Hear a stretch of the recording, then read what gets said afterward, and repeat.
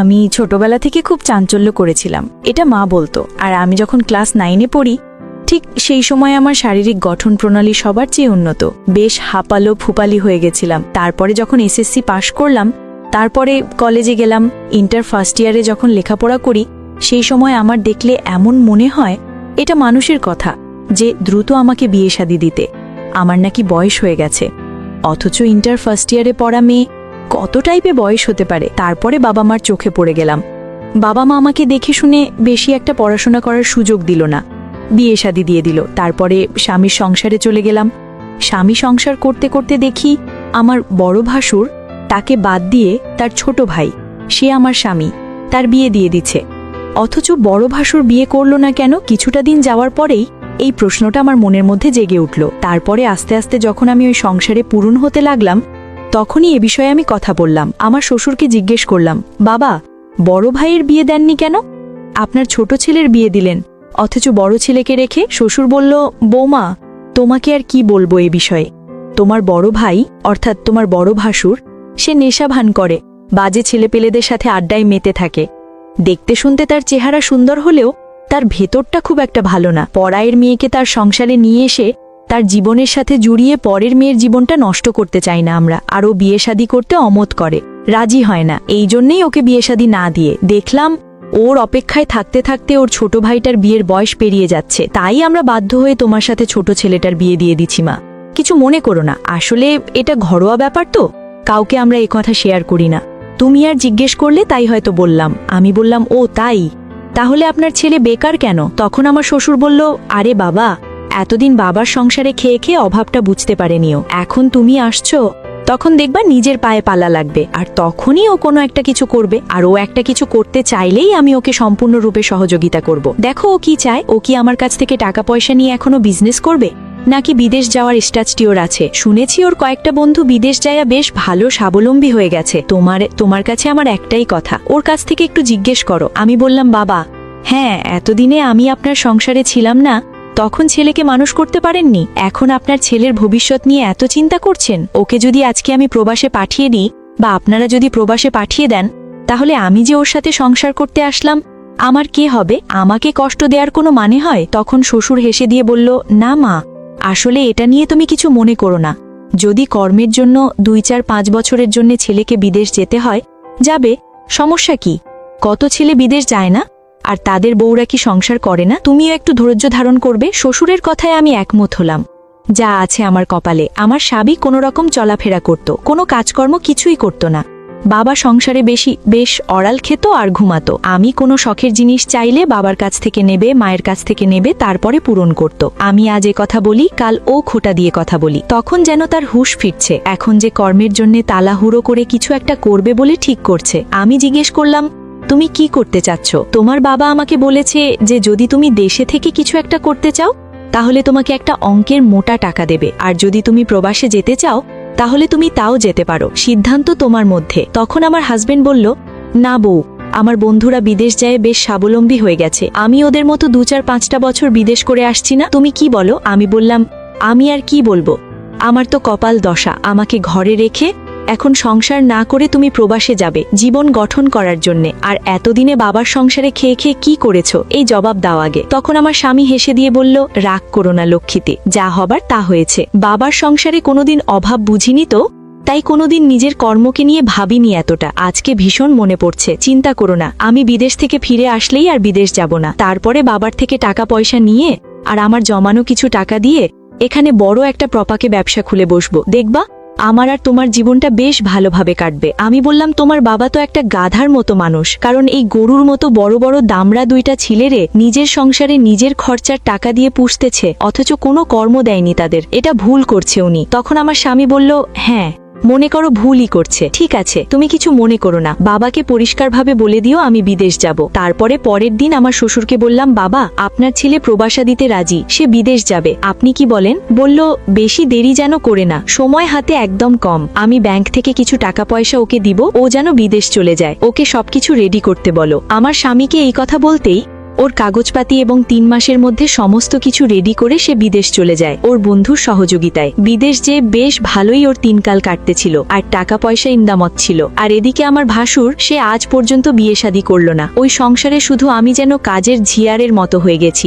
আমার বাবার অর্থ সম্পদ কোনো কিছুতেই কম ছিল না। এদের সংসারটা ওটা সংসার, অথচ এরা দুইটা ভাই অকর্মা। বাপের অঘার টাকা পয়সা বসে বসে ভেঙে ভেঙে ওরা খায়। তাই ওদের আজকের এই ভবিষ্যৎ নিয়ে এত চিন্তা বেঁধে গেছে। যা হোক, আমার স্বামী প্রবাসে চলে গেল। মাসখানেক যেতেই আমার স্বামী হঠাৎ করে আমাকে একদিন বলল, তোমার কি কষ্ট হচ্ছে? আমি বললাম, এ কথা বলে আর কি লাভ? আমি যৌবন ভর্তি একটা মেয়ে, তাছাড়া আমার চেহারা, গঠন, আমার জীবন যৌবন সবকিছু অন্য মেয়ের চেয়ে একটু আলাদা। বাবা মা আমাকে এরকম দেখে তাড়াহুড়ো করে বিয়ে দিল। একটু সুখীর জন্য, দাম্পত্য জীবনে একটু সুখ পাবো, সংসার করব, আমাদের বাচ্চা কাচ্চা হবে, সংসার হবে, কত স্বপ্ন। আবার আমাকে ফেলে তুমি বিদেশ চলে গেলে। স্বামী বলল, একটু ধৈর্য ধারণ করো, আর নিজে একটু দেখে শুনে থাকবা। আমি খুব তাড়াতাড়ি কিছু টাকা পয়সার মালিক হলে বিদেশ থেকে চলে আসব, চিন্তা করো না বউ। আমি বললাম, ঠিক আছে। হঠাৎ একদিন কি আমার মামা শ্বশুর বাড়ি থেকে দাওয়াত পড়লো। ফ্যামিলির সবাই চলে গেছে, আমি যেতে রাজি হইনি। বলছে, আমি চলে গেলে বাড়িতে কে থাকবে? আমার শ্বশুর শাশুড়ি সবাই। তারা বলল, ঠিক আছে, তুমি যদি না যাও, তোমার বড় ভাসুর, সে তো বন্ধুদের সাথে আড্ডায় মেতে থাকে, সে কোথাও যেতে বললে যায় না, তাকে একটু দুবেলা খেতে দিও ভালো করে। আমি বললাম, ঠিক আছে। তারপরে তারা চলে গেল। ঠিক সন্ধ্যার পরে কাল বৈশাখী মেঘ আকাশে, ভীষণ মেঘ লেগেছে, যেন ঝড় হাওয়া মেঘ উঠে আসতেছে। বিদ্যুৎ চলে গেছে। আমি বড় ভাসুরের রুমে তার বিছানাপাতি ঠিকঠাক করতে গিয়ে সবকিছু ঠিকঠাক করেই যেন ঝমঝম করে বৃষ্টি নেমে পড়ল। সব রুমের দরজা জানলা বন্ধ করে বাড়িতে অন্ধকারে একলা একলা কেমন যেন লাগতেছিল। মোবাইলে আলোটা জ্বালিয়ে ভাসুরের রুমে বসে মোবাইল টিপাটিপি করতেছিলাম। অনেক রাত হয়ে গেছে। আমি ভাসুরের রুমেই নিজের অজান্তে বালিশের উপরে কোনো রকম কাত হয়ে আলচা আলচা আলসা ছাড়াতে যে গভীর ঘুমে ঘুমিয়ে পড়ছিলাম। কোন ফাঁকে যে ভাসুর এসছে আমি জানি না। ভাসুর যখনই বাসায় ফেরে মাতাল অবস্থায়, তাই তার দিশেহারা কোনো চলাফেরা বা কে কি বলছে এই সমস্ত কোনো দিশ না থাকে না। ওই অবস্থায় আমি একটা যুবতী বউ, সে এসে কোনো রকম করে অন্ধকার ঘরে ঢুকে দরজাটা লাগিয়ে আমার পাশে শুয়ে পড়ছে। ওর এতটুকু খেয়াল হয়নি যে আমি একটা এবাড়ির বউ এখানে শুয়ে আছি। যা হোক, নিশার ডালে ঘোর তালে সে আমার সাথে কি যে করেছে আমি জানি না। অনেক কিছু হয়ে গেল আমার সাথে। আমি বুঝতে পেরেছি আমার ঘুম ভেঙে গেছে। প্রচুর বৃষ্টি হচ্ছিল, ঝমঝম করে বাইরে। আমি বুঝতে পেরেই ওই সময় তো আমি আসলে বুঝতেই পারিনি যে সে আমার সাথে কি করেছে। হঠাৎ আমার ঘুম ভেঙে যায়। দেখি আমার ভাসুর কি যে করছে, কি যে অবস্থা। তাকে নিষেধ করলেও যেন সে আমাকে কিছুতেই ওই মুহূর্তে রক্ষা নেই। যা হোক, তার মতো সে একটা যুবক ছেলের ব্যাপার। তাছাড়া সে যে অবস্থায় বাসায় ফিরছে তার এই সমস্ত কোনো জ্ঞানই ছিল না। আমারও ভীষণ ভালো লাগছিল, যদিও আমি তাকে বারবার নিষেধ করছিলাম। আমার স্বামীটা কতটা দিন প্রবাসে আছে, সে এই ধরনের বিহেভ করবে কেটা জানে। আমি কিছু সময় তার কাছে জোর হাতাকতুমি করার পরেও সে যখন আর আমাকে ছাড়ি না, আমিও নিজের থেকে সম্মতি মনের কাছ থেকে দিয়ে দিছিলাম, কিছু বলিনি। এভাবে একটা পর্যায়ে পাক্কা 1 ঘন্টা কিভাবে পার হয়ে গেছে উভল আর আমি জানি। এক পর্যায়ে আমি তখন বিছনা থেকে উঠে বললাম, বড় ভাই, আপনি এটা কি করলেন আমার সাথে? আপনি কি একদম বুঝতে পারেননি? সে মাতাল মাতাল অবস্থায় আমাকে বলল, তুমি এখানে কেন আসছিলে? তার কথাটা যেন আওলাই ছিল। আমি দেখলাম ওর এখনো ঘোরতাল কেটে যায়নি। ও এখনো সুস্থ স্বাভাবিক একটা মানুষ না। যা হইছে হইছে। আমি ছুটে রুম থেকে বের হয়ে আমার রুমে চলে গেলাম। ভাসুরকে বললাম, দরজাটা লাগিয়ে শুনুন ভাই, যা করছেন তা তো ভালোই করছেন। যেন আমার চুলগুলো আওলা, চেহারাটা কেমন মলিন হয়ে গেছে। আমি বাথরুমে যেয়ে ফ্রেশ হয়ে দেখি কি হাল আমার। কত সময় ধরে না ঘুমের তালে এটা এরকম হচ্ছিল। আর ভাসুরও অস্বাভাবিক অজ্ঞাত অবস্থায় এসে যা করলো, এটা একটা যুবক ছেলের কাজ। বুঝতেই তো পারছো বন্ধুরা। তাছাড়া আমি একটা যুবতী মেয়ে। ও যে অবস্থায় বাসায় ফিরছে, ও যে কিভাবে কি করব আমি জানি না। বাইরের দিন চমচম করে বৃষ্টির তালে একটু ঠান্ডা ঠান্ডা ভাবে আমি গভীর ঘুমে ঘুমিয়েছিলাম, বুঝতে পারিনি। আর এদিকে আমি নাইটে পড়েছিলাম। যদি সালোয়ার কামিজ পরা থাকলাম তাহলে হয়তো এদিকে এটা খোলা বা এই সমস্ত রিমুভ করা দিয়েতে হয়তো আমি টের পেয়ে যেতাম। কিন্তু তার বেলায় যেন ব্যাপারটা একদম সহজ হয়েছিল, তাই আমি একদম বুঝতে পারিনি। তারপরে আমার স্বামী হঠাৎ ফোন করলো গভীর রাতে। তার সাথে ভিডিও কলে প্রতিদিনের ন্যায় হাসি খুশি মনে আমি কথা বলতে পারিনি। মনটা আমার কেমন যেন, মুখটা অমলিন ছিল। স্বামী আমাকে জিজ্ঞেস করলো, কি ব্যাপার বউ, আজকে তোমার চেহারা এমন দেখাচ্ছে কেন? তোমার কি মন খারাপ? কিছু হয়েছে? আমি কথাটা পাশ খাটিয়ে উড়িয়ে দিলাম। বললাম, না গো, বাড়িতে তোমার বাবা মা কেউই নেই। সবাই তোমার মামার বাড়ি থেকে দাওয়াত করছে, সেখানে দাওয়াত খাইতে গেছে। বাড়িতে আমি একলা। আর ওই যে তোমার বড় মাতাল ভাইটা, সে বাসায় ফিরছে। তাকে তাকে খাইতে দিয়ে সে তার রুমে ঘুমাচ্ছে, আমি আমার রুমে শুয়ে আছি। একলা একলা তো আর কারেন্ট নেই, ঝমঝম করে বাইরে বৃষ্টি হচ্ছে, ভীষণ ভয় ভয় লাগছে জানো তো। এই জন্য মনটা ভীষণ খারাপ, এই জন্য তোমাকে ভীষণ মিস করছিলাম। এই জন্যে স্বামীকে এই কথা বলে পাশ খাটিয়ে দিলাম। আসলে আমার ভেতরটা কি বইছিল তাকে তো আর বুঝতে দেওয়া যাবে না। স্বামী আমার কথায় যেন অন্ধ বিশ্বাসে খুশি হয়ে গেল। তারপরে প্রতিদিনের ন্যায় স্বামীর সাথে আর প্রতিদিনের মতো ওইভাবে রোমান্টিকতা না করে শরীরটা খারাপ লাগছে এই কথা বলে অল্প একটু কথা বলে ফোনটা কেটে দিলাম। তারপর আমি আমার মতো নার্ভাস অবস্থায় ঘুমিয়ে পড়লাম, কিন্তু নিজের মনের কাছে খুবই ভালো লাগছিল, খুবই সুখ লাগলো, আনন্দ লাগলো। আমি বেশ এক পর্যায়ে নিজের অজান্তেই ভাবতে ভাবতে ঘুমিয়ে পড়লাম। সকালবেলা রান্নাবান্না সেরে বড় ভাসুরকে খেতে দিলাম। আমি স্নান করে একদম ফ্রেশ হয়ে বেশ ভালোভাবে হাঁটাচলা করছি, আর মনে মনে অনেকদিন পর একটু আনন্দ হলো যে আমি যেন স্বামীর অভাবটা আজকে একটু বুঝতে পেরেছি, যে স্বামী কি জিনিস। স্বামী থাকলে হয়তো এতটুকু সুখী করে বউকে, যা আমার ভাসুর আজকে করলো। ভাসুর আমার সাথে যে আচরণটা করলো, আমার প্রাণটা ভরে গেল। মনের কাছ থেকে যেন একটা দুশ্চিন্তা যাচ্ছে না, যেন একটা শিয়ালকে পাতা তরমুজের ক্ষেত আজকে চিনিয়ে দিলাম। নাও হতে পারে এটা প্রতিদিনের ন্যায়, সে আমার কাছ থেকে সুখের জন্য এটা আবারও দাবি করতে পারে। এটি নিয়ে বড় চিন্তিত ছিলাম।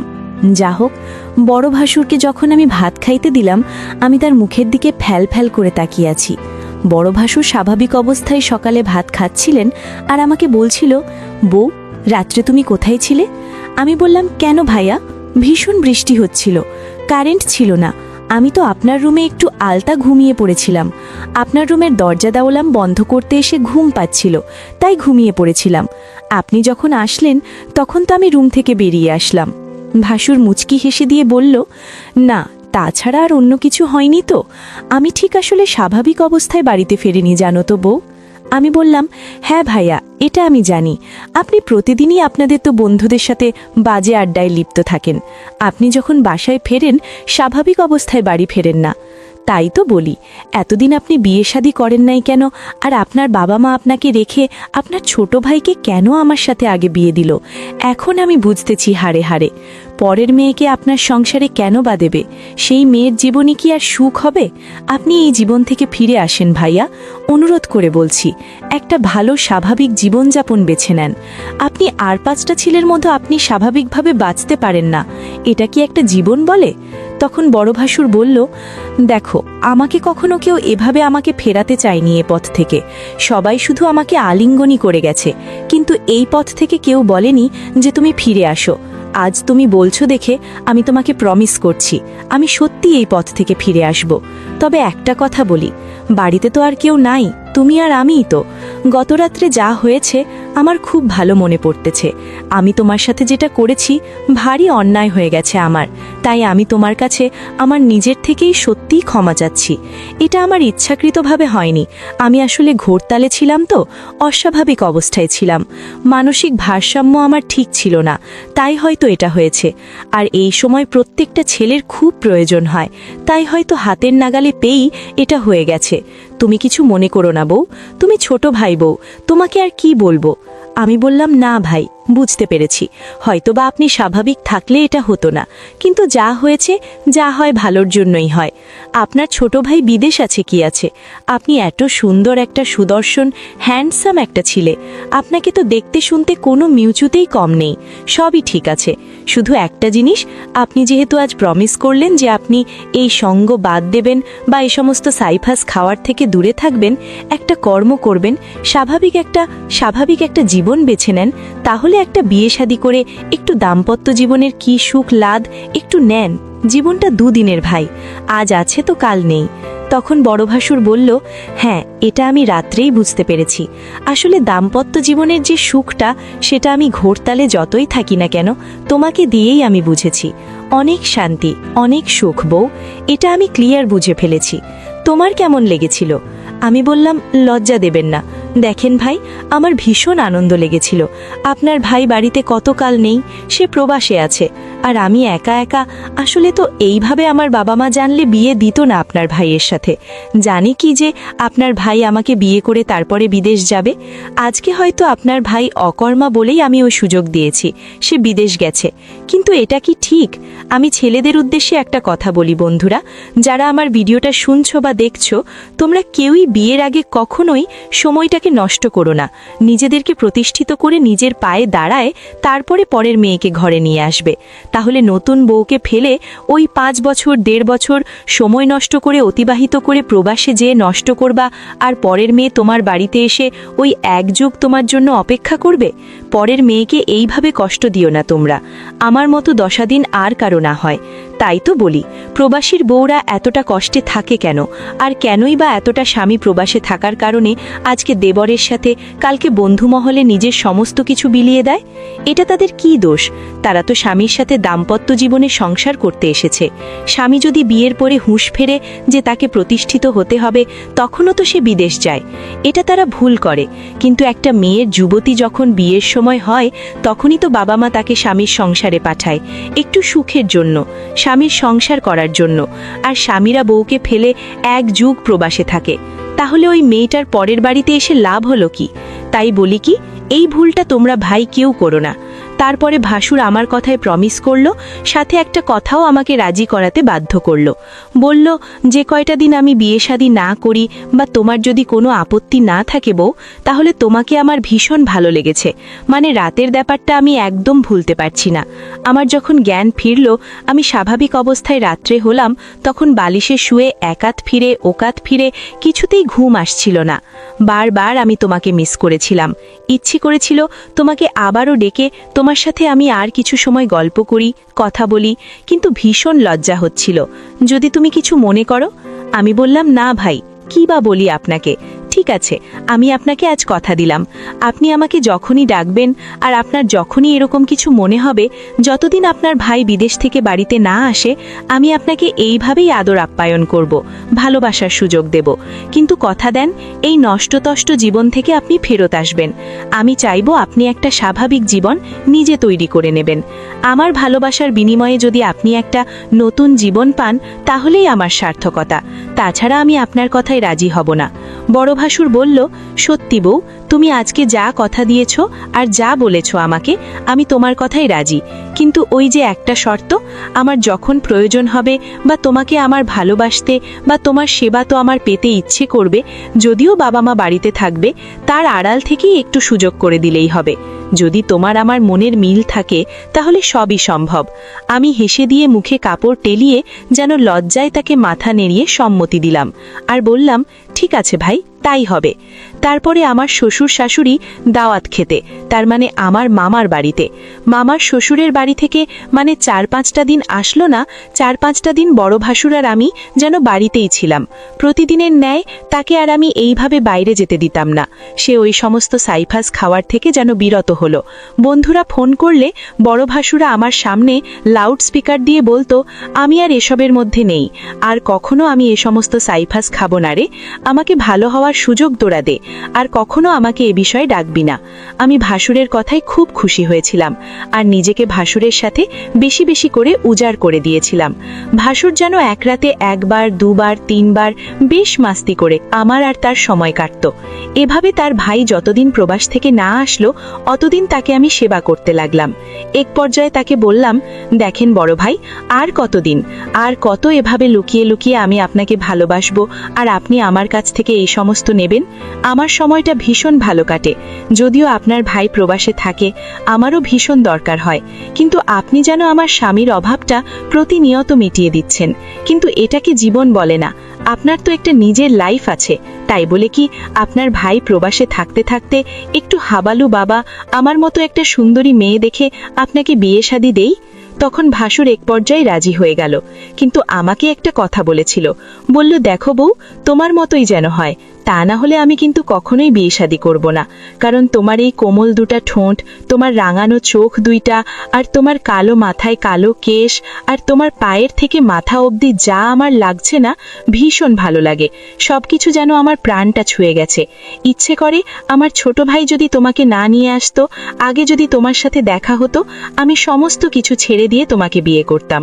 তোমাকে তো আমি একদম ভুলতে পারছি না। আমি ভাসুরকে যেন বিয়েতে রাজি করাতেই পারছিলাম না। এক পর্যায়ে আমার স্বামীর এইভাবে 5টা বছর পূরণ হয়ে গেল, আর ততদিনে ভাসুরের সাথে আবার এইভাবে চলতে লাগলো। এক পর্যায়ে যখন আমার স্বামীর বাড়িতে আসার ফেরার সময় হলো, তখন বাড়ি থেকে আমার শ্বশুর, আমার ভাসুর, তারা প্রাইভেট কার নিয়ে এয়ারপোর্টে আমার স্বামীকে রিসিভ করতে যাবে। তারা রেডি হচ্ছিল, কিন্তু আমার স্বামী প্রবাস থেকে ফিরে আসার পরে গাড়িতে আসতেছিল আমার স্বামীর লার্কেস এবং অনেক কিছু মাল সাওয়ানা নিয়ে, সে আলাদা একটা প্রাইভেট কার, আর বাসা থেকে যারা গেছে তাদের জন্য আলাদা কার। একসাথে আসতে রাস্তায় রোড অ্যাক্সিডেন্টে আমার স্বামীর গাড়িটায় সামনাসামনি মুখে মুখে সংঘর্ষে অ্যাক্সিডেন্টে ড্রাইভার সহ স্বামী সেদিন রাত্রে প্রাণ হারায়। বাড়িতে আর ফেরা হলো না আমার স্বামীর। সে পরবারে চলে গেল চিরতরের জন্য। তার তাজা মুখখানা আমি হিজবনি আর দেখতে পেলাম না। ভীষণ কষ্টদায়ক। বাড়িতে যেন এক সুখের ছায়া পড়ে গেল। স্বামীর সমা হলো পিসিদিন। এভাবে চলার পরে আমার বাবা আমাকে ফোন করে বলল, মারে, যে সংসারে তোর স্বামী বেঁচে নেই, আর কোন হাল ধরে থাকবি? এদিকে তোর বাচ্চা কাচ্চা হয়নি। বেশ, তোর স্বামী মারা যাওয়ার আজ 3টা মাস অতিবাহিত হয়ে গেছে। আমি বলি কি, বাড়িতে চলে আয়। আমি বললাম, ঠিক আছে বাবা, আমি বাড়িতে আসব, কিন্তু এই সংসারের একটা মায়ায় পড়ে গেছি। কিন্তু ওদিকে আমার শ্বশুর ঠিক করলো যে, বউ, যেহেতু তোমার স্বামী মারা গেছে, আমার আরেকটা ছেলে, যদিও ওকে তোমার ভালো নাও লাগতে পারে, তবুও বলছি, যদি তোমার অমত না থাকে, অর্থাৎ তোমার বড় ভাসুর, আমার বড় ছেলেটাকে যদি তোমার পছন্দ হয়, তাহলে ওর সাথে না হয় বিয়ে দিয়ে তোমাকে আমরা এই সংসারে ধরে রাখতাম। তোমার কি মত? আমি বললাম, হ্যাঁ বাবা, আমি আগে বাড়ি থেকে ঘুরে এসি, তারপর ডিসিশন জানাবো। আমি বাড়িতে যাচ্ছি, কিছুটা দিন বাবা মা সংসার থেকে মনটা একটু হালকা করে আসি। আপনার ঠিক 7টা দিন পরেই আমাকে নিতে যাবেন। আমার শ্বশুর বলল, ঠিক আছে, কিন্তু আমার বড় ভাসুর, সে আমাকে আসতেই দেবে না। কিন্তু আমিও জানি মনে মনে, স্বামী যেহেতু চলে গেছে, আর বড় ভাসুরের সাথে আর আমার কি বাদ আছে? সব তো লেনদেন হয়েই গেছে আমার স্বামীর প্রবাসে থাকা অবস্থায়। আমার শান যেহেতু ভাসুরও আমাকে ভীষণ পছন্দ করে, আর সে আমার মতো মেয়েকে ছাড়া বিয়েই করবে না। ভাগ্যিস সে আমার স্বামীর প্রবাসে থাকতে থাকতে বিয়ে করে ফেলেনি। আপনার সংসারে আমার মেয়ে যে আর কি কাজ? তাই বলি কি, আমার মেয়ের যেহেতু সন্তানাদি কিছু হয়নি, আর তাছাড়া আপনার আর কোনো যোগ্য ছেলে নেই যে সেখানে বিয়ে শাদী দিয়ে মেয়েকে ধরে রাখবেন। তখন আমার শ্বশুর হুট করে বলে উঠল, না ভাই, আপনি ভুল করছেন। আমার একটা বড় ছেলে আছে, খুব দর্শনদারি, খুব ভালো ছেলে। তাই বলি কি, ওর সাথে ওর বিয়েটা দিয়ে দিতাম। আমার বড় ছেলেকে রেখে আমি ছোট ছেলেকে বিয়ে দিছিলাম শখ করে, কিন্তু আমার বড় ছেলে এখন বিয়ে করতে রাজি। তখন আমার বাবা বলছে, তা কি করে হয়? সে সম্পর্কে ভাসুর ভূত, সে কি আর এটা মেনে নেবে? আমার শ্বশুর বলল, অবশ্যই মেনে নেবে। তখন আমার বাবা বলল, তাহলে এখানে তো আমার মেয়েরও তো একটা সম্মতির ব্যাপার আছে। তখন বাবা আমাকে ডাক দিল, বলল, তোমার শ্বশুর যা বলছে তুমি কি একমত? আমি বললাম, কি বাবা, আমি তো আর শুনিনি, বিষয়টা আমাকে বলতে হবে। তখন আমার বাবা বলল, তোমার বড় ভাসুরের সাথে যদি তোমার বিয়ে শাদী দিয়ে ওই সংসারে তোমার শ্বশুর তোমাকে আটকে রাখতে চায়, তুমি কি যাবে? আমি তখন বাবার সামনে একটু আমটাম করা করে মাথা চুলকাতে চুলকাতে বললাম, হ্যাঁ বাবা, যেহেতু আজ 5টা বছর অতিবাহিত হয়ে গেছে, ওই সংসারে একটু সুখের জন্য স্বামীকে প্রবাসে রাখা অবস্থায় আমি ওই সংসারে বড় মায়ায় পড়ে গেছি বাবা। তাই যেহেতু তাদের একটা সুযোগ আছে আমাকে ধরে রাখার জন্য, তাহলে আর অমত করে লাভ কি বাবা? তাছাড়া আমি একটা ঘর ফেরত মেয়ে, 5টা বছর সংসার করে এখানে আসছি। আমাকে হয়তো তুমি যদি বিয়ে দাও, ঘর ফেরত মেয়ে বলে, যদিও আমি চেহারা সুন্দরী, আমার সব কিছুই ঠিকঠাক আছে, হয়তো টাকার গরমে, হয়তো আমাকে বিয়ে দিলে একটা অবিবাহিত ছেলে আর পাবে না। হয়তো ঘর তারও বউ নেই, বা বউ চলে গেছে, বা বউ আছে, এই রকম একটা ঘরেই বিয়ে দেবে। তার চেয়ে একটা যুবক ছেলের সাথে বিয়ে হওয়াটাই ভালো। তাছাড়া আমার শ্বশুর শাশুড়ির সংসারে কোনো অভাব নেই, আমি বেশ সুখে ছিলাম। যেহেতু তাদের একটা ছেলে এখন খালি আছে, আর একটা সুযোগও আছে, আমি রাজি আছি বাবা। তখন আমার বাবা বলল, ঠিক আছে বেহাই সাহেব, তাহলে দিনখান করুন, তারপরে আমার মেয়েকে আপনারা এখান থেকে বিয়ে শাদী করে তারপরে নিয়ে যান। তারপরে আমার শ্বশুরকে ফেরত পাঠালো। কিছুদিন যাওয়ার পরে দিন তারিখ ঠিক করে যেন আমার বড় ভাসুর বর সেজে আবারও নতুন করে আমাকে বউ সেজে ওই বাড়িতে নিয়ে গেল। আমি যেন আবারও ওই সংসারে যেয়ে নতুন করে বিয়ের পিঁড়িতে বসলাম। বাসর ফুরসাদ যা হলো, আমার বড় ভাসুরের ভীষণ চাওয়া ছিল সে যেন যে কোনো মূল্যে আমাকে পাবে। আর আমার কথার কারণেই সে একটা নষ্ট জীবন থেকে ফেরত আসছে, আর তার চাওয়াটাই যেন সবকিছু সত্যি হয়ে গেল। তার মানে সে এমন করেই আমাকে জীবনে উপরে কাছে চাইছিল। শেষ পর্যন্ত আমার স্বামীটাও আমার কাছে পর্যন্ত পৌঁছাতে পারল না। আল্লাহ তাকে আমার জীবন থেকে কেড়ে নিল। শেষ পর্যন্ত আমি বড় ভাসুরিজি হয়ে গেলাম। কি অবাক কাণ্ড, তাই না বন্ধুরা?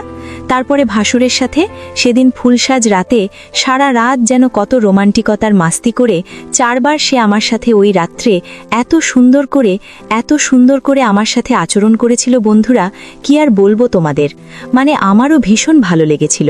আমি যেন পিছনের দুঃখ কষ্ট সবকিছু ভুলে গিয়ে একটা স্বাভাবিক জীবন ফেরত পেলাম।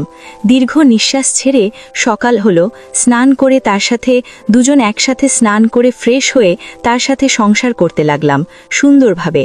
শ্বশুরবাড়িতে বেশ ভালোভাবে দিনকাল কাটছিল।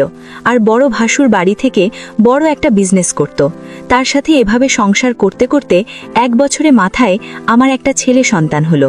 তার সাথে এভাবেই সংসার করতে লাগলাম। শ্বশুর শাশুড়িও খুবই খুশি হলো। তাদের লাথি লুটকার মুখ দেখাতে পারলাম। তো বন্ধুরা, আমার জীবনে ঘটে যাওয়া এই গল্পটা মুখের মধ্যে চাপা রেখেছিলাম। আজকে তোমাদের সাথে শেয়ার করতে পেরে আমার ভীষণ ভালো লাগলো। তো তোমাদের কেমন লেগেছে? যদি ভালো লেগে থাকে তাহলে এক্ষুনি এই ছোট্ট চ্যানেলটিকে সাবস্ক্রাইব করে দাও, ভিডিওতে একটা লাইক দাও, আর শেয়ার করে তোমার প্রিয়জনকে শোনার সুযোগ করে দাও। আর হ্যাঁ বন্ধুরা, আগামীকাল সুন্দর ভিডিও নিয়ে আসার জন্য চেষ্টা করছি। ততক্ষণ সবাই অপেক্ষায় থাকবে। সবাই ভালো থাকবে, নিজের স্বাস্থ্যের যত্ন নেবে, তোমার পরিবারের খেয়াল রাখবে। এই প্রত্যাশায় আজ এ পর্যন্তই। আল্লাহ হাফেজ। সদ্য দেশে ফিরে এসে নিজের বাবার কলেজের অনুষ্ঠানে গিয়ে একটা মেয়েকে দেখার পর থেকে সেই মেয়েকে খুঁজতে কলেজের সব স্টুডেন্টদের সন্ধ্যা পর্যন্ত আটকে রেখেছে প্রফেসর মারুফুল খানের একমাত্র ছেলে মেহরাব খান। আজই দেশে ফিরেছে। এয়ারপোর্ট থেকে বাড়িতে না গিয়ে তার বাবার কলেজে একটা অনুষ্ঠানে গিয়েছিল। আর সেখানে একটা মেয়ের সাথে ভুলবশত ধাক্কা খাওয়ার পর এক দফা ঝগড়া হয়। এরপর থেকে মেয়েটাকে খুঁজে যাচ্ছে। বলতে গেলে এক নজর দেখায় মেয়েটিকে ভালো লেগে যায়। অনুষ্ঠানটা প্রায় শেষের দিকে।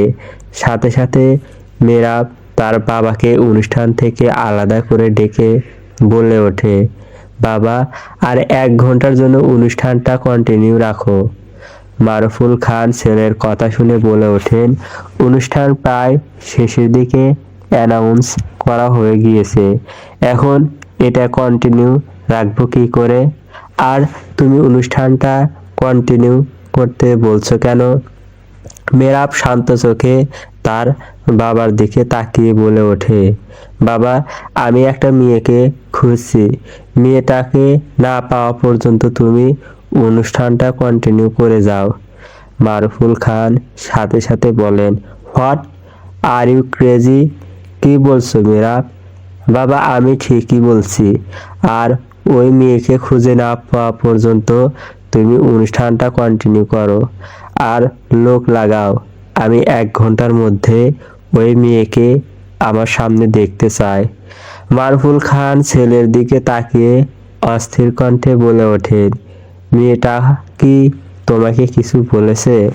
মেহরাব শক্ত কণ্ঠে বলল, না। তাহলে খুঁজতে চাইছো কেন? বাবা, আমি এত প্রশ্নের উত্তর দিতে পারবো না। মারুফুল খান তৎক্ষণাৎ কাউকে কল দিলেন। হ্যালো রেজাউল, অনুষ্ঠানটা আরো কিছুক্ষণ চলবে, তুমি এটা ইমার্জেন্সি অ্যানাউন্স করে দাও। ঠিক আছে স্যার, আমি বলছি। মেহরাব ঠান্ডা মেজাজে একটা চেয়ারে টেনে বসে তার বাবাকে বলে, থ্যাংক ইউ বাবা, এখন কিছু লোক লাগাও। মারুফুল খানও মেহরাবের সামনে একটা চেয়ার টেনে বসে গম্ভীর কণ্ঠে বলেন, মেয়েটার নাম কি? নাম বলো, আমি লোক লাগাচ্ছি। মেরাব বলে, বাবা আমি মেয়েটার নাম জানি না, তাহলে লোক লাগাবো কি করে? ওরা কাকে না কাকে ধরে নিয়ে আসবে। এই বলে মারুফুল খান ভাবুক গলায় বলে, মেয়েটা দেখতে কেমন? মেরাব চোখ বন্ধ করে বলে, বাবা মেয়েটার লম্বা চুল আছে। মারুফ খান কপাল কুঁচকে উঠে বলেন, কি লম্বা চুল? বাবা লম্বা চুল, হাঁটু ছাড়িয়ে। মেয়েটা দেখতে অনেক সুন্দর, শাড়ি পরেছে। এমন লম্বা চুল তো আরো অনেক মেয়েরই আছে, আমি না চিনে কাকে ধরা আনতে বলবো? বাবা প্রয়োজন পড়লে যার যার হাঁটু ছাড়িয়ে চুল আছে সবাইকে আমার সামনে আনো। ছেলের কথা শুনে মারুফুল খান এখন রাগ করবেন নাকি লোক পাঠাবেন এই নিয়ে দ্বিধায় পড়ে গেলেন। এমন একটা পরিস্থিতিতে পড়ে গিয়েছেন, কি করবেন ভেবে পাচ্ছেন না। ছেলের দিকে তাকিয়ে বলে ওঠেন, মেরা আজ অনুষ্ঠান ছিল, অনেক মেয়ের মাঝে ওই মেয়েকে কি করে খুঁজে আনবে? মেয়েরা হিতাহিত রেগে গিয়ে তার বাবার দিকে তাকিয়ে বলে ওঠে, বাবা আমার চাই মানে চাই, আর তুমি যদি না খুঁজে দিতে না পারো তাহলে আমি যাচ্ছি ওই মেয়েটাকে খুঁজতে। মারুফুল খান ভাবুক হয়ে বললেন, না না তোমার যেতে হবে না, আমি দেখছি। আর মেয়েটা কি রঙের শাড়ি পরেছে বলতে পারবে? মেয়েটা নীল রঙের শাড়ি পরেছে। এই শুনে মারুফুল খান কিছু বলবেন ঠিক তখনই তার ফোনে কল আসে। তিনি রিসিভ করতে করতে মেরাবকে বলেন, মেরাব তোমার ফুপি কল দিয়েছে। মেরাব একটু বিরক্তি নিয়ে বলে ওঠে, বাবা ফুপির সাথে পরে কথা বলো, এখন মেয়েটাকে খোঁজার ব্যবস্থা করো। মারুফুল খান ছেলের কথায় কান্না দিয়ে কল রিসিভ করলেন। ওপাশ থেকে তার বোন নাফিসা বেগম বলেন, হ্যালো ভাইজান। হ্যাঁ বল ভাইজান, আজ তো সিনহা কলেজে গিয়েছে, ওকে তো এখন ফোনে পাচ্ছি না, আর এখনো আসলো না। কলেজ কি ছুটি হয়নি? না কলেজ ছুটি হয়নি, আর কিছুক্ষণ পরই ছুটি হবে। ও ভাইজান তুমি স্নেহাকে খুঁজে ওকে পাঠিয়ে দাও। ঠিক আছে দিচ্ছি। আর সন্ধ্যার দিকে স্নেহাকে নিয়ে আমাদের বাড়িতে চলে আসিস, মেরাব এসেছে। মেরাব এসেছে শুনে নাফিসা বেগম খুশি হয়ে বলে, কি মেরাব এসেছে? কবে এসেছে? আজই এসেছে। কলেজে একটা অনুষ্ঠান ছিল, তাই এয়ারপোর্ট থেকে সোজা কলেজে আসতে বলেছি। ও ভাইজান ও কি সজ্ঞানে এসেছে? না মানে ও তো আমাদের উপরে জেদ করে আসতেই চায়নি, এখন ফিরে এসেছে, রাগ টাগ করে আছে কি এখনো? মারুফুল খান গলা খাকারে দিয়ে বলেন, নাফিসা তাহলে তুই আজই চলে আয়। ভাইজান আজ যাব না, কালকে সকালে স্নেহাকে সাথে নিয়ে যাব। ঠিক আছে তাহলে ভাইজান রাখছি, তুমি একটু স্নেহাকে পাঠিয়ে দিও। ঠিক আছে। মারুফুল খান কল কেটে দিয়ে মেহরাবের দিকে তাকিয়ে বলে ওঠেন, তোমার ফুফাতো বোন স্নেহা এই কলেজে পড়ে, ওর সাথে দেখা করবে? মেহরাব সোজা গলায় বলে, আমি এখন কারো সাথে দেখা করতে চাই না। মারুফুল খান সাথে সাথে দুজন লোক ডেকে আনলেন মেহরাবের সামনে। এর পরে তিনি দুজন লোককে বললেন, নীল শাড়ি পরা লম্বা চুল আছে এমন মেয়েকে এখানে ডেকে আনতে। লোক দুটো তৎক্ষণাৎ চলে গেল। মারুফুল খান নিজের কেবিনে ছেলেকে বসিয়ে চলে গেলেন তার বোনের মেয়ে স্নেহাকে খুঁজতে। অতঃপর তিনি স্নেহাকে ক্যাম্পাসের একটা জায়গায় দেখতে পেয়ে এগিয়ে গেলেন এবং স্নেহার সামনে গিয়ে তার চক্ষু চড়ক গাছ। স্নেহা নীল শাড়ি পরে আছে আর স্নেহার চুল ও হাঁটু ছাড়িয়ে। তিনি স্নেহাকে দেখে মনে মনে বললেন, তাহলে কি মেরাব স্নেহার কথাই বলছিল? এরপরে মারুফুল খান স্নেহার সাথে কথা বলে ওকে বাড়ি পাঠিয়ে দেন। বিকেল পেরিয়ে সন্ধ্যা হয়ে আসার সময় লোক দুটো এখনো সেই মেয়েটিকে খুঁজে পায়নি, যার কারণে মেরাব কলেজও ছুটি হতে দেয়নি।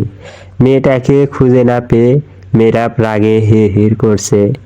মেরাব যেই দেখলো সন্ধ্যা হয়ে আসছে, ঠিক তখনই তার বাবা বলে, বাবা কলেজ ছুটি দিয়ে দাও, লাগবে না ওই মেয়েকে। মেরাবের মুখ থেকে কলেজ ছুটির কথা শুনে মারুফুল খান সাথে সাথে উঠে দাঁড়ালেন। এই কথা শোনারই অপেক্ষায় ছিলেন। এত স্টুডেন্টকে তিনি ফুলিয়ে ভালিয়ে রেখেছিলেন শুধু ছেলের জন্য। তিনি তৎক্ষণাৎ প্রিন্সিপাল রুম থেকে বের হয়ে চলে গেলেন, এর সাথে মেরাবও। মারুফুল খান ড্রাইভ করছেন, মেরাব পাশের সিটে বসে আছে। মারুফুল খান ছেলের মুখের দিকে তাকাতে পারছেন না, এখনো রেগে আছে।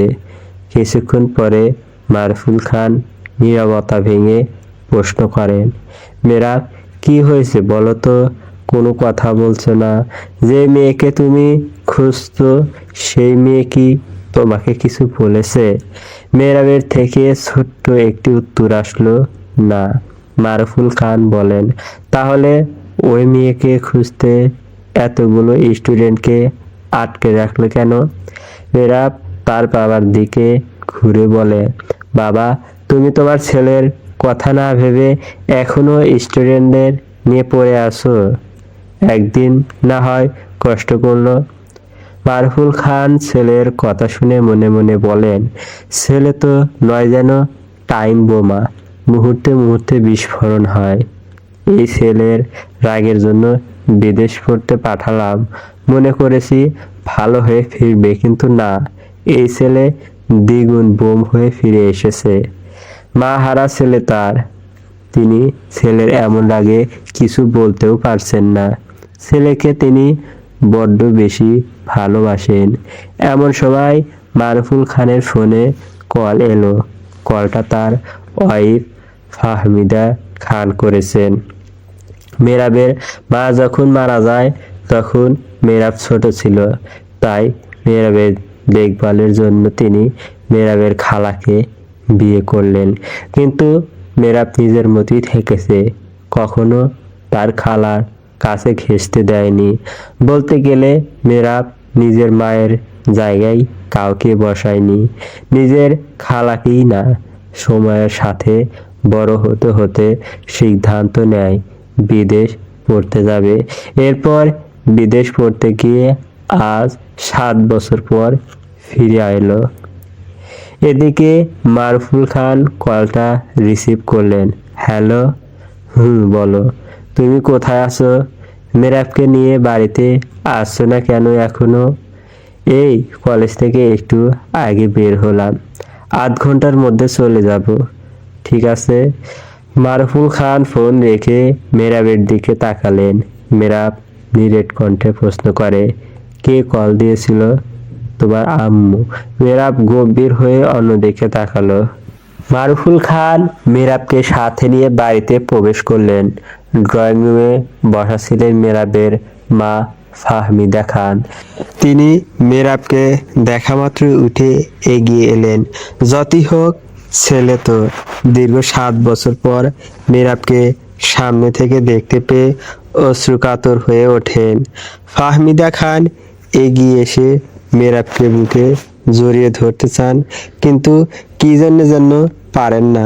তাই তিনি মেরাবকে ধরে বলেন, মেরাব বাবা কেমন আছো? আমি ভালো আছি, তুমি? আমি ভালো আছি। মারুফুল খানের পরিবার খুবই ছোট, তারা 2 ভাই 1 বোন। মারুফুল খানই ভাই বোনদের মধ্যে বড়। তিনি এখন কলেজের প্রিন্সিপাল পদে চাকরিতে রয়েছেন। তার প্রথম ওয়াইফ ছিলেন তাহমিনা খান। তাদের 1 সন্তান মেরাব খান। মারুফুল খান পরে যে বিয়ে করেছেন সেই ঘরে 1 মেয়ে, নাম মৌ, এবার ইন্টার ফার্স্ট ইয়ারে উঠেছে। মারুফুল খানের ছোট ভাই আরিফুল খান, তার ওয়াইফ সাহারা খান। তাদের 1 ছেলে সাদাব খান, 1 মেয়ে সাইদা খান।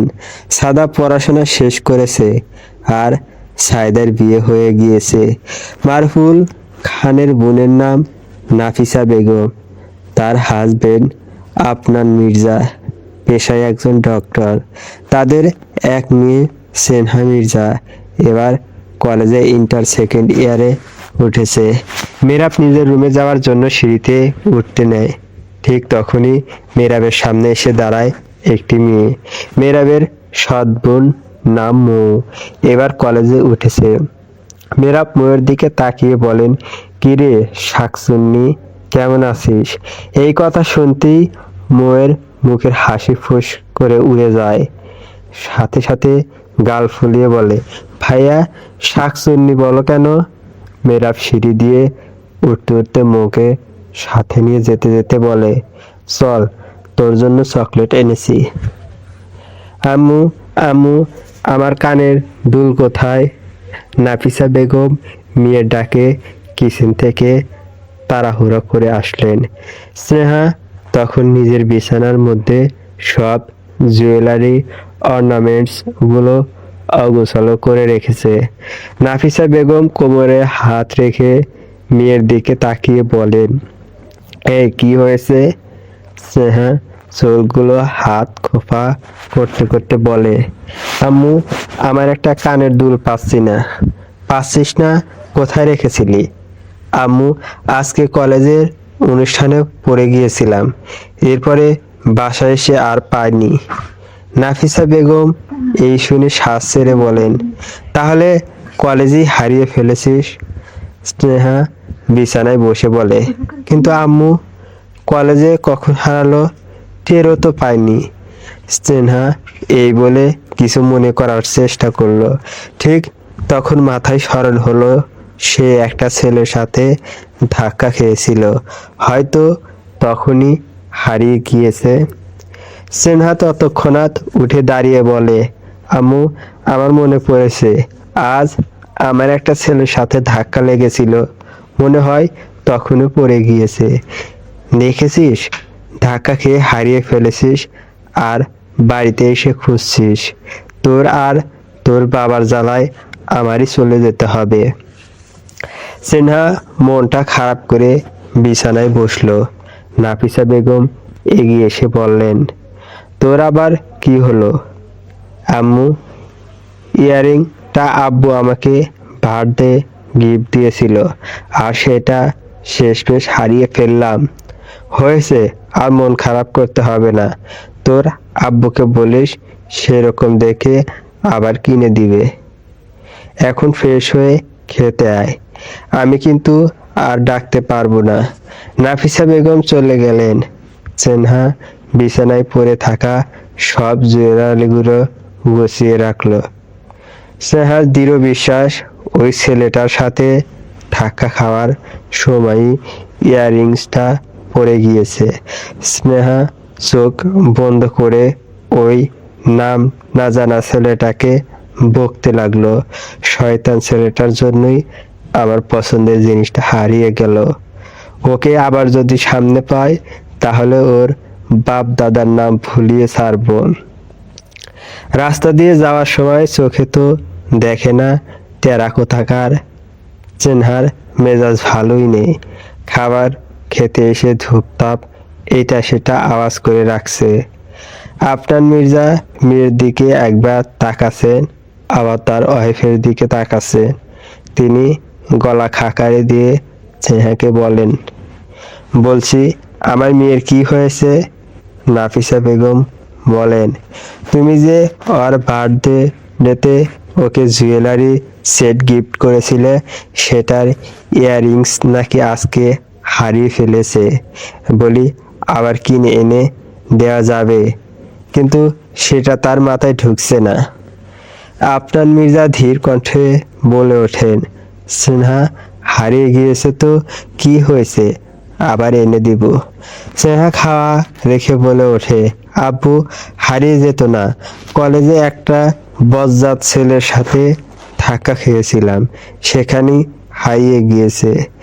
আব্বু যদি ওই ছেলেকে যদি কোনোদিন পাই দেখো ইচ্ছা মতো বকবো। আফনান মির্জা মুখে হাসি রেখে বলেন, তোমাকে কাউকে বকতে হবে না, আর ভালো মেয়েরা কাউকে বকে না। আমি ওই রকম জুয়েলারি সেট ম্যানেজ করে দিব, এখন খাও। স্নেহা মাথা নাড়ালো, কিন্তু মনে মনে যেন শান্তি পাচ্ছে না। ভাবছে ছেলেটা কি ওদের কলেজের নাকি বাহির থেকে অনুষ্ঠানে অ্যাটেন্ড করতে এসেছিল। তবে সে যেখানে থেকেই আসুক না কেন, স্নেহা চেহারা চিনে রেখেছে। যদি কোনোদিন দেখা হয় তাহলে ওই ছেলের খবর আছে। খাওয়ার মাঝে নাসিমা বেগম আফনান মির্জাকে বলেন, স্নেহার আব্বু, কালকে কি তুমি ফিরে আসো? না কালকে অপারেশন আছে দুটো। কেন? আজকে মেরাব এসেছে, ও তো আর আসবে না, ওকে দেখতেই যাব। ভাইজান আজকেই যেতে বলেছিল, কিন্তু আমি বলেছি কালকে যাব। ও, তাহলে তোমরা কালকে সকালে চলে যাও, আমি সন্ধ্যার দিকে চলে যাব। পাশে থেকে স্নেহা মেরাবের কথা শুনছে। সেই যে কত বছর আগে দেখেছিল, এরপরে আর দেখেও নি, কোথাও হয়নি। স্নেহা তার মায়ের দিকে তাকিয়ে প্রশ্ন করে, আম্মু, আমিও যাব সাথে? সকালে বেরোবো, রেডি হয়ে থাকিস, ঠিক আছে? রাত তখন অনেকটাই। ফাহমিদা খান ঘুমাননি, শুয়ে শুয়ে নিশ্চুপ হয়ে কাছেন আর কিছু একটা ভাবছেন। পাশে শুয়ে আছে মারুফুল খান। তিনি টের পেয়েছেন ফাহমিদা এখনো ঘুমায়নি। তিনি বলে ওঠেন, ঘুমাচ্ছ না কেন? ফাহমিদা খান চোখের পানি মুছে বলে ওঠে, ঘুম আসছে না। মারুফুল খান গলার কণ্ঠ খাদে নামিয়ে বলেন, কি হয়েছে বলো আমাকে। ফাহমিদা খান কিছুক্ষণ চুপ থেকে নিচু গলায় বলে ওঠে, মেরাব কি কখনো আমায় মা বলে ডাকবে না? মারুফুল খানও নিশ্চুপ হয়ে গেলেন। তিনি বলার মতো কোনো কথা খুঁজে পাচ্ছেন না। যে ছেলে এখন পর্যন্ত তার মায়ের জায়গাটাই অন্য কাউকে দেয়নি, এমনকি এই কারণেই দেশেও থাকেনি, সেই ছেলে কি করে মা ডাকবে? পরের দিন সকাল 10টার দিকে নাফিসা বেগম রেডি হয়ে ড্রয়িং রুমে বসে আছে, স্নেহার জন্য অপেক্ষা করছেন। স্নেহা রেডি হয়নি, অবশেষে বের হলো রুম থেকে। কালো রঙের সফট জর্জেটের আনারকলি ড্রেস পরেছে, লম্বা চুলগুলো ছেড়ে দিয়েছে, সাথে হালকা সাজ। এত সুন্দর লাগছে স্নেহাকে। নাফিসা বেগম স্নেহাকে নিয়ে বেরিয়ে গেলেন। আফনান মির্জা বাড়িতে নেই বলে ড্রাইভারি গাড়ি চালিয়ে ওদেরকে নিয়ে গেলেন। খান বাড়িতে তখন ড্রয়িং রুমে মারুফুল খান, আরিফুল খান, সাদাব আর সাইদা সবাই মিলে কথা বলছে। মেরাব এতক্ষণ এখানে ছিল, এরপরে ফোন আনার জন্য আবার উপরে চলে গিয়েছে। আর ফাহমিদা খান আর সাহারা খান কিচেনে নুপুরের জন্য রান্না বান্না করছেন। ঠিক তখনই বাড়ির সদর দরজার কলিং বেল বাজালেন নাফিসা বেগম। কাজের মহিলা রহিমা বেগম সাথে সাথে দরজা খুলে দিল। নাফিসা বেগম স্নেহাকে ভিতরে ঢুকলেন। মো এগিয়ে এসে স্নেহার পাশে দাঁড়ালো, আর নাফিসা বেগম সবার সাথে টুকটাক কথা বললেন। তিনি মেরাবকে দেখতে না পেয়ে মারুফুল খানকে বলে ওঠেন, ভাইজান, মেরাব কোথায়? এখানেই ছিল, মাত্র উপরে চলে গেল। ডেকে দিচ্ছি, বস। না ভাইজান, ডাকতে হবে না, আমি যাচ্ছি। নাফিসা বেগম উপরে চলে গেলেন। মো স্নেহাকে বলে, তুমিও চলো, ভাইয়ের সাথে দেখা করবে। স্নেহা না করে না মোয়ের সাথে চলে যায়। মারুফুল খান কিছু একটা ভাবতে লাগলেন। কালকে মেরাবের দেখা সেই মেয়েটি যদি স্নেহা হয়, তাহলে মেরাব নিশ্চয়ই রিয়াক্ট করবেই। আর যদি না হয় তাহলে স্বাভাবিকভাবেই কথা বলবে। কথাগুলো ভাবতে ভাবতে তিনি চলে গেলেন ওদের দুজনের সাথে। মেরাব রুমে এসে ফোন চার্জে থেকে খুলে বিছানায় বসে ফোন দেখছে। এমন সময় রুমে ঢুকে নাফিসা বেগম। মেরাব নিজের ফুপ্পিকে দেখে খুশি হয়েছে। তিনি মেরাবের সাথে কথা বলতে শুরু করলেন। দুজনের কথা বলার মাঝেই মারুফুল খান রুমের বাইরে থেকেই বলে ওঠেন, নাফিসা তোকে ছোট ভাবি ডাকছে, দেখ তো কি বলছে। আমি মেরাবকে নিয়ে নিচে আসছি। ঠিক আছে ভাইজান। নাফিসা বেগম চলে গেলেন। মারুফুল খান রুমে ঢুকতে ঢুকতে মেরাবকে বললেন, মেরাব দেখো কে এসেছে। চেনা এসেছে। মেরাব হেয়ালি করে সামনে তাকিয়ে অন্যদিকে তাকায়। এরপর মস্তিষ্কে কালকের খুঁজতে থাকা সেই মেয়েকে দেখতে পেয়ে আবারও সামনে তাকায়। সিনহা মোর সাথে কথা বলতে বলতে মেরাবের দিকে এক পলক তাকায়। এরপর কালকের কলেজের অনুষ্ঠান সেই ছেলেটাকে দেখতে পেয়ে তবদা খেয়ে যায়। এর সাথেই ধাক্কা খেয়েছিল। সিনহা সাথে সাথে বলে ওঠে, আপনি এখানে? মেরাবও নাক মুখ কুঁচকে বলে ওঠে, তুমি এখানে? চলবে। গল্প কি আবেশে পর্ব 1 থেকে 2 শেষ। লেখিকা জেরিন আক্তার। পরবর্তী গল্প পাওয়ার জন্য চ্যানেলটি সাবস্ক্রাইব করুন। ধন্যবাদ।